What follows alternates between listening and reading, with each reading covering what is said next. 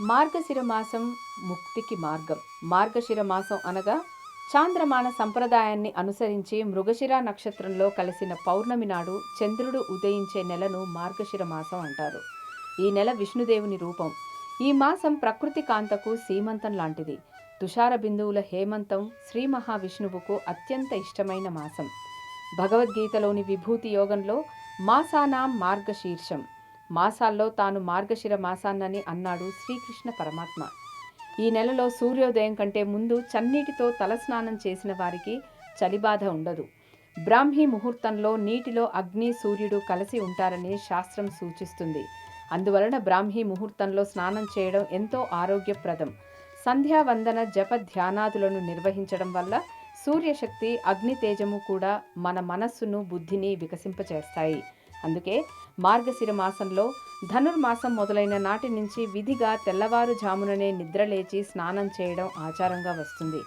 ఈ నెలలో మొదటి రోజు నదులలో స్నానం చేసి శ్రీ లక్ష్మీ సమేత శ్రీ మహావిష్ణువుని స్మరించుకొని నదులలో దీపాన్ని విడిచిపెట్టిన వారికి ఆరోగ్యంతో పాటు సకల సంపదలు కలుగుతాయి.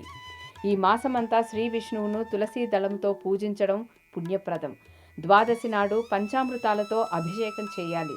శ్రీ విష్ణువుతో పాటు సూర్యుని కూడా పూజించి శుభాలను పొందాలని కోరుతూ మనం ఏ పని చేస్తున్నా ఈ మాసంలో ఓం నమో నారాయణాయ అనే మంత్రాన్ని స్మరించాలి.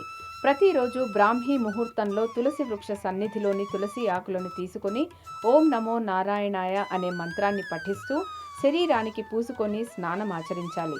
ఈ మార్గశిర మాసం ఎన్నో పుణ్యదినములకు నెలవు.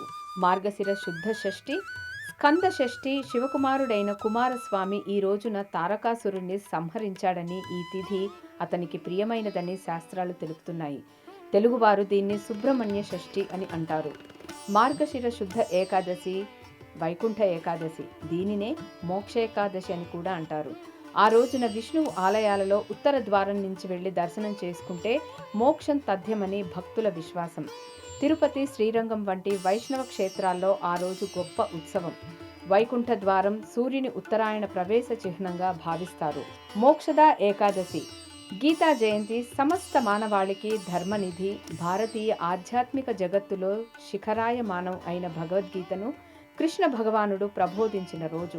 మార్గశిర బహుళ ఏకాదశిని విమలైకాదశి, సఫలైకాదశి అని కూడా పిలుస్తారు. త్రిమూర్తులైన బ్రహ్మ, విష్ణు, మహేశ్వరుల సమైక్య స్థితి దత్తాత్రేయుడు. ఈ దత్తాత్రేయ జయంతిని మార్గశిరంలోనే శుక్ల పూర్ణిమ నాడు జరుపుకుంటారు. మార్గశిర శుక్ల త్రయోదశి నాడు హనుమద్వ్రతం, మత్స్య ద్వాదశి, ప్రదోష వ్రతం ఆచరించడం పరిపాటి.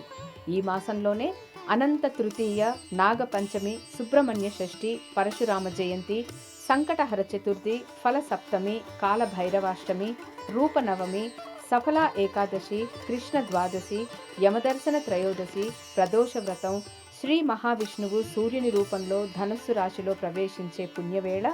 ఈ మాసంలోనే ఈ ధనుస్ సంక్రాంతినే ధనుర్మాసం అని అంటాము. తిరుప్పావై పారాయణం ప్రారంభమయ్యే పుణ్యవేళ. ఇలాంటి ఎన్నో విశిష్టతలతో కూడిన మాసం కావున శ్రీమన్నారాయణుని స్మరించి జన్మ సార్థకం చేసుకునేందుకు, భక్తి భావనను పెంపొందించుకొనుటకు, దాన ధర్మాలను ఆచరిస్తూ పుణ్యఫలమును దక్కించుకునేందుకు ఈ మార్గశిరం సమస్త మానవాళికి ఎంతగానో ఉపయోగకారిగా నిలుస్తుంది. ఓం నమో నారాయణ. అసతోమ సద్గమయ, తమసోమ జ్యోతిర్గమయ.